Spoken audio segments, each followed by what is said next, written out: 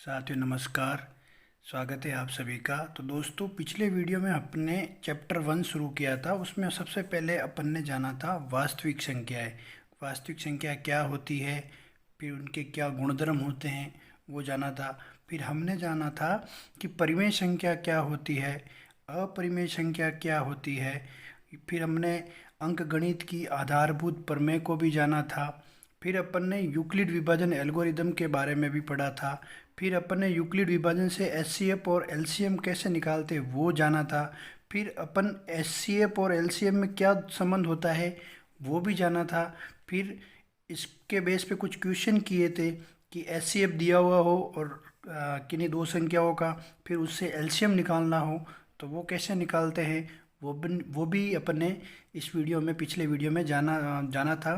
तो आपने अगर पिछला वीडियो नहीं देखा है तो ज़रूर से पिछला वीडियो देखें चैप्टर 1 का। उसमें अपने बेसिक जो भी इम्पोर्टेंट पॉइंट है वो डिस्कस किए थे। आगे अपन आज डिस्कस करेंगे प्रमेय 1.2 और 1.3 और कोई एक एग्जाम्पल भी करेंगे। ठीक है दोस्तों, तो अपने सभी दोस्तों के साथ चैनल को शेयर करें। अगर आप नए हैं तो चैनल को ज़रूर से सब्सक्राइब कीजिए और अपने सारे दोस्तों के साथ शेयर कीजिए। ठीक है, चीज़ें एक दूसरे से सभी रिलेटेड है और लिंक है दूसरी चीज़ें एक दूसरे से। तो ये ना पिछला वीडियो आप ज़रूर से देखें ताकि आपको ये अगला वीडियो भी समझ आए, क्योंकि ये सारी चीज़ें एक दूसरे से रिलेटेड है। ठीक है, तो अपन शुरू करते हैं आज सबसे पहले प्रमेय 1.2। ठीक है, तो ये प्रमेय 1.2 क्या कहती है वो अपन पढ़ते हैं कि मान लीजिए p एक अभाज्य संख्या है। तो ये प्रमेय कह रही है अगर कोई p अभाज्य संख्या है, यदि p a स्क्वायर को विभाजित करती है। मान लो कोई p एक अभाज्य संख्या है और ये अभाज्य संख्या p a स्क्वायर को विभाजित करती है। तो मान लेते हैं कोई नंबर है, अभाज्य संख्या मान लो 3 है। ठीक है, और ये किसी ए स्क्वायर को, मान लो ए स्क्वायर कुछ भी है, जैसे अपन मान लेते हैं 36 है। ठीक है, ये 36 किसका स्क्वायर है, 6 का स्क्वायर। तो 3 एक अभाज्य संख्या है और 6 स्क्वायर, इसको अपन ए स्क्वायर मान सकते हैं। और एक अभाज्य संख्या है तो अपन इसको पी मान रहे हैं। तो आप देखेंगे कि अगर ये 6 स्क्वायर को विभाजित करता है तो ये प्रमेय ये कहती है कि ये इसके ए को भी विभाजित करेगी। मतलब ये 6 का स्क्वायर है, उसमें 6 को भी ये 3 विभाजित करेगी। बस कहना ये चाहता है बस ये प्रमेय। तो इस प्रमेय का सीधा सीधा मतलब ये है कि ए कोई धन पूर्णांक है और अगर p एक अभाज्य संख्या है तो p a स्क्वायर को विभाजित करती है तो p a को भी विभाजित करेगी। जैसे अपन मान लेते हैं, यहाँ पे उदाहरण देखेंगे अपन, जैसे p इक्वल टू 2, अपन p एक अभाज्य संख्या 2 अपन मान लेते हैं अगर, और a बराबर अगर 4 मानते हैं तो a स्क्वायर क्या होगा, 16 होगा। तो ये प्रमेय कह रही है अगर p अगर a स्क्वायर को विभाजित कर रही है, मतलब 16 को 2 विभाजित कर रही है, बिल्कुल कर रही है। तो इसके कहने का मतलब ये दो जो संख्या है ये a को भी विभाजित करेगी, बिल्कुल करेगी। क्यों करेगी, क्योंकि ये क्यों करेगी आपको वापस मैं बताता हूँ। एक बार वापस समझते हैं अपन कि देखिए, अगर मान लूँ कि p इक्वल टू 2 है। ठीक है, p इक्वल टू 2 कोई अभाज्य संख्या है और a इक्वल टू 4 मान लूँ, तो a स्क्वायर बराबर क्या हो जाएगा, 4 इंटू 4 16 हो जाएगा। ठीक है, ये a स्क्वायर कैसा आया, 4 इंटू 4, 2 बार गुना किया तो ये 16 आ गया। ठीक है, अब ये कह रहा है प्रमेय कि अगर ये p a स्क्वायर को विभाजित करता है तो ये जो p है वो a को भी विभाजित करेगा। बिल्कुल करेगा। कैसे करेगा कि जैसे a स्क्वायर बटा अपन p करेंगे तो 16 बट्टा 2 करेंगे तो ये 2 का इसका भाग जाएगा। अब ये कैसे गया, तो 16 का सबसे पहले अभाज्य गुणनखंड करेंगे। तो जैसे इसका अभाज्य गुणनखंड करेंगे तो अपने पास क्या आएगा, 2 इंटू 2 इंटू 2 इंटू 2 आएगा और नीचे अपॉन में 2। तो ये 2 से 2 कटेगा। इसका मतलब ये हुआ कि अगर इस ए स्क्वायर को भाग दे रहे हैं अपन, तो ए का भी भाग अगर इस पी में, मतलब पी का भाग ए में भी देंगे तो भी भाग जाएगा। तो जैसे ए स्क्वायर से ए अगर बनाएंगे तो 4, अब 4 को वापस तोड़ेंगे तो क्या आएगा, 2 इंटू 2, तो वापस नीचे बट्टा में 2 है तो ये कट गया। आई बात समझ आपको। जैसे एक उदाहरण और लेते हैं अपन, जैसे p इक्वल टू 2 लेते हैं और a बराबर अपन 6 लेते हैं। ठीक है, मान लेते हैं p इक्वल टू 2 और a इक्वल टू 6। तो इससे ए स्क्वायर क्या आया, 36 आया। तो इस 36 का अगर अभाज्य गुणनखंड करेंगे तो क्या आएगा, अगर इसमें p का भाग दूंगा ए स्क्वायर बटा p में, तो ए स्क्वायर बटा p करूँगा, तो इस p का जब भाग अगर इसमें जाता है तो a में भी p का भाग जाना ही जाना है, क्योंकि इसके अभाज्य गुणनखंड में a का अभाज्य गुणनखंड भी आएगा, इसीलिए वो इससे कट जाएगा, इसीलिए ये प्रमेय ये कह रही है। तो सीधी सी सिंपल सी बात है, कोई भी ए स्क्वायर में किसी अभाज्य संख्या का भाग जाता है तो उस ए में भी उसका भाग जाएगा। मतलब मान लो कोई अभाज्य गुणनखंड है, अगर वो किसी, मान लो कि जैसे अपन मान लेते हैं ए स्क्वायर बराबर मान लिया, दूसरा एग्जाम्पल लेते हैं, ए स्क्वायर इक्वल टू अपन ने मान लिया 81, ठीक है, और p इक्वल टू कोई अभाज्य संख्या मान ली 3, तो इस ए स्क्वायर में अगर 81 में अगर 3 का भाग जा रहा है तो इस ए स्क्वायर से अपन जो ए निकालेंगे तो ए बराबर क्या आएगा, 9 आएगा, क्यों 9 इंटू 9 करने पर आता है 81। तो इस ये जो ए बराबर 9 आया ना, इस 9 में भी p का भाग जाएगा। ये बस इतनी सी प्रमेय है, ये एग्जाम में इसकी उत्पत्ति नहीं आएगी, इसको सॉल्व करना नहीं आएगा, बस ये आपको ध्यान में होना चाहिए कि अगर किसी संख्या में कोई संख्या ए स्क्वायर है तो अगर उस ए स्क्वायर में कोई अभाज्य संख्या का भाग जा रहा है तो उस ए में भी उस p का भाग जाएगा, ये अपन को ध्यान रखना है। बस इतनी सी ही बात है इसमें, और यही ये बात समझाना चाह रहा है इस प्रमेय में कि अगर कोई p एक अभाज्य संख्या है और यदि p ए स्क्वायर को विभाजित करती है तो p a को भी विभाजित करेगी, जहाँ a क्या है, धनात्मक पूर्णांक। बात समझ में आ गई आपको, ठीक है। यहाँ पे एग्जाम्पल भी दे रखा है कि p इक्वल टू अगर 2 मान ले और a बराबर 4 मान ले तो a स्क्वायर 16 हुआ, तो जब 16 में 2 का भाग जाएगा तो इस 4 में भी 2 का भाग जाना ही जाना है, ये अपन को याद रखना है, ठीक है। इसका सॉल्यूशन कहीं भी नहीं पूछेगा एग्जाम में, बस आपको ये याद रखना है कि कोई भी ए स्क्वायर में अगर p एक अभाज्य संख्या उसका भाग जाता है तो उस a में भी उसका भाग जाएगा। बस इतनी सी बात आपको याद रखनी है, ठीक है। अब आगे प्रमेय 1.3 क्या कहती है वो अपन जानेंगे। तो जो प्रमेय 1.3 है वो ये कहती है कि सिद्ध कीजिए कि √2 एक अपरिमेय संख्या है।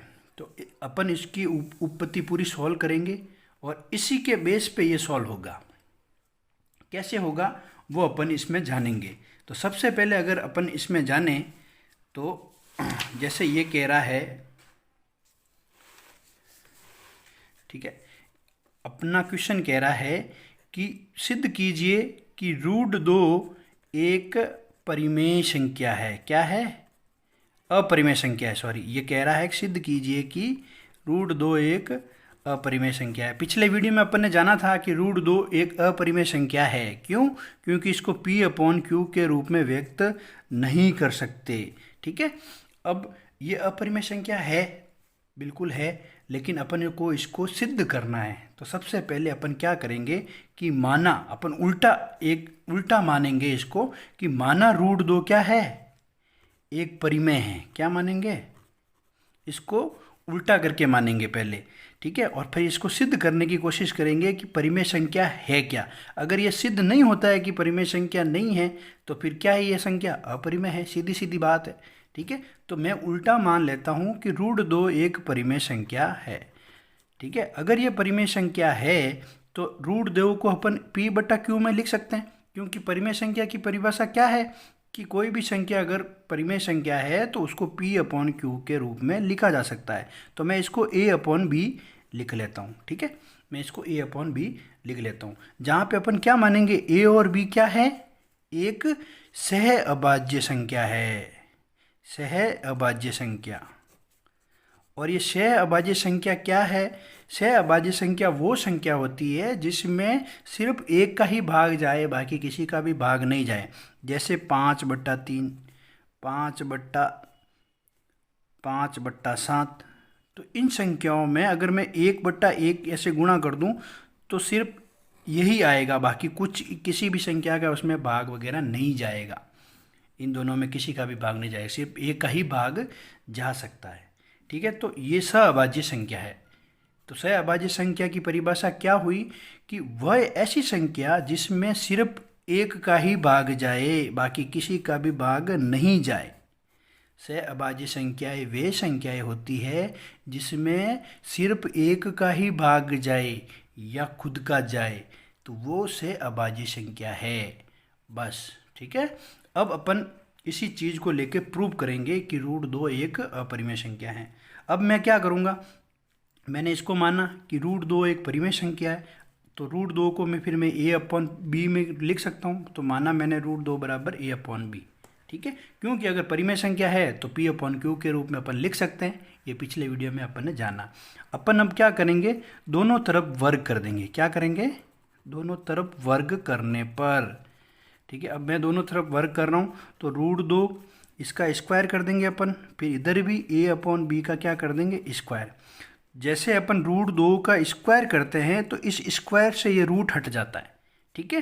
क्योंकि √2 का जो मतलब है वो होता है 2 की घात 1/2, और फिर वापस अपन स्क्वायर करते हैं तो घात में घात आती है जब भी, तो जब भी घात में घात आए तो घाते गुणा होती है। क्या होती है, घाते गुणा। तो 1/2, फिर ये घाते गुणा होगी, तो ये 2 से 2 कट जाएगा, पीछे 2 बचा वापिस, है ना। तो अपन को बस सिंपल सा ये ध्यान रखना है कि अगर कोई भी रूट का स्क्वायर करते हैं तो उस वो जो स्क्वायर है उससे वो रूट हट जाएगा, सिर्फ बचेगी वो संख्या, ठीक है। तो इससे अब क्या आया, सिर्फ 2 आया इसका स्क्वायर करने पर। तो मैं इसको 2 लिख सकता हूँ सिंपल, तो मैंने 2 लिख दिया। फिर अगर मैं इसका स्क्वायर करूँगा ये a/b का, तो ये स्क्वायर इस पर भी आएगा और इस पर भी आएगा, तो a²/b², ठीक है। अब अपन क्या करेंगे, मैं b² को उधर ले जाता हूँ, b², फिर क्या करूँगा a²/2, मतलब b² को उधर ले गया और 2 को नीचे ले आया। क्यों, मैं ऐसा कर सकता हूँ, इसको बट्टा 1 लिख दूँ, फिर मैं इसको वज्र गुणा कर दूंगा। वज्र गुणा मतलब तिरछा गुणा। अब मैंने तिरछा गुणा कर दिया, इस 2 को ले आया नीचे, ठीक है, और b² को ले गया ऊपर। अब अपने पास एक समीकरण आ गई, ठीक है। तो समीकरण 1 से क्या स्पष्ट होता है कि समीकरण 1 से 2 a² को विभाजित करता है। ये 2 है वो a² को विभाजित करता है, तभी ये b² आ रहा है। तो 2a² को विभाजित करता है, तो फिर ये 2a को भी विभाजित करेगा। अभी अपन ने पहले इससे पहले जाना कि अगर कोई संख्या p है वो a² को विभाजित कर रही है, ठीक है, तो वो a को भी विभाजित करेगी। तो अब इस समीकरण से अपन ये लिख सकते हैं कि अगर 2a² को विभाजित करता है तो 2a को भी विभाजित करेगा, को भी विभाजित, ठीक है, को भी विभाजित करेगा, ठीक है। अब मैं मान लूँ अगर ये इसको विभाजित कर रहा है, तो अगर ये विभाजित कर रहा है तो इसका मतलब इसका कोई न कोई गुणनखंड 2 होगा, अभाज्य गुणनखंड इस a का भी, तभी वो क्या है 2 कटेगा। अभी हमने पहले जाना था, जैसे अपन ने पहले जाना था ना कि मान लो जैसे कोई संख्या है, इधर देखिए, इधर मान लो मैं ये कहता हूँ कि 36 है, ये 6 का स्क्वायर है, इस 6² में 2 का भाग जा रहा है, तो इसका मतलब क्या हुआ, इस 36 का मैं अभाज्य गुणनखंड करूँगा 2 × 2, फिर 3 और 3, यह आएगा, ठीक है। अब इसमें अगर 2 का भाग दूंगा 2 कटेगा, तो ये 2 कट गया। अब इसका अगर 6 में मतलब इस a² की जगह a लिखूँ, सिर्फ 6/2 करूँ तो भी 2 का भाग जाएगा। क्यों जाएगा कि इस बट्टे में जो 2 है वो उसके अभाज्य गुणनखंड में आएगा। क्यों, इस 6 का जो अभाज्य गुणनखंड करूँगा वो आएगा 2 × 3/2। इसका मतलब जो बट्टे में आ रहा है उस बट्टे में जो भी संख्या है वो संख्या का गुणा उस संख्या में है। जैसे यहाँ पे देखिए इस 6 के गुणे में ये बट्टा 2 था ना, इस बट्टा 2 में ये अभाज्य गुणनखंड करने पर इस संख्या का 2 × 3 आ रहा है, इसीलिए ये कट रहा है। तो मैं ये लिख सकता हूँ कि अगर कोई संख्या 2a² को विभाजित करती है तो 2a को भी विभाजित करेगी। इसका मतलब ये जो बट्टा में 2 आएगा वो इस a के 2 में गुणा कुछ न कुछ आएगा। तो मैं ये मानना वापिस कि a बराबर 2 × c, कोई संख्या c आ सकती है और 2 से गुणा होगा तभी a में 2 का भाग जाएगा। तो ये अपनी समीकरण 1 आई। दूसरी, ठीक है, अब ये दूसरी समीकरण अगर मैं ये वापस 1 में रख दूं तो क्या आएगा, a का मान समीकरण 1 में रखने पर, समीकरण 1 में रखने पर, ठीक है। तो जैसे ही समीकरण 1 में मान रखेंगे तो बी स्क्वायर बराबर ए की जगह अपन रख देंगे 2c और स्क्वायर का स्क्वायर बट्टा 2। अब बी स्क्वायर बराबर क्या आ जाएगा, ये 2 का स्क्वायर यहाँ पे आएगा, 2 2 दूनी 4, फिर c की घात 2 आ जाएगी, c स्क्वायर और बट्टा 2, तो इस 2 से कट जाएगा ये 2 बार, तो बी स्क्वायर बराबर क्या आएगा, अगेन क्या आएगा 2c स्क्वायर। अब मैं क्या करूँगा, वापिस इस 2 को इसके नीचे ले आऊँगा, तो बी स्क्वायर बट्टा 2 यहाँ आ जाएगा c स्क्वायर। अब ये अपने पास समीकरण आ गई 3। अब ये कह रही है कि ये 2 है ना, वो बी स्क्वायर को विभाजित करती है,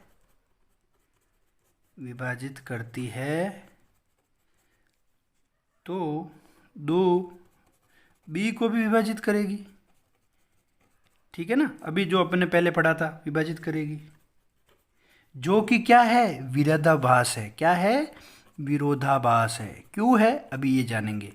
जो कि विरोधाभास है क्यों है, क्योंकि अपने शुरुआत में सबसे पहले क्या माना था कि ए और बी क्या है, सह अभाज्य खंड है। इसका मतलब इस दोनों में एक दूसरे का भाग नहीं जा सकता। अपने जो माना ना शुरू में ए और बी, ये ए और बी क्या है, सह अभाज्य संख्या। और सह अभाज्य संख्या वे होती है जिसमें सिर्फ एक का ही भाग जाए, इनमें दूसरे का भाग नहीं जा सकता। लेकिन अब क्या आ गया है, ये कह रहा है पहले समीकरण में कि दो बी स्क्वायर को विभाजित करता है तो 2 बी को भी करेगा, और ये 2 ए को भी कर रहा है, तो ए और बी दोनों को विभाजित नहीं कर सकता, इसलिए विरोधाभास है। इसीलिए अपन ने जो स्टार्टिंग में जो माना था कि √2 एक परिमेय संख्या है, वो अब क्या हो जाएगी, √2 एक अपरिमेय संख्या हो जाएगी। क्या हो जाएगी, अपरिमेय संख्या हो जाएगी। बस यही अपन को प्रूव करना था। क्यों, क्योंकि अपन ने जो माना था शुरुआत में कि ए और बी सहअभाज्य संख्या है, और मैंने आपको बताया सहअभाज्य संख्या वे संख्या होती है कि जिसमें सिर्फ एक का ही भाग जाए, जैसे 5/3 या 5/7।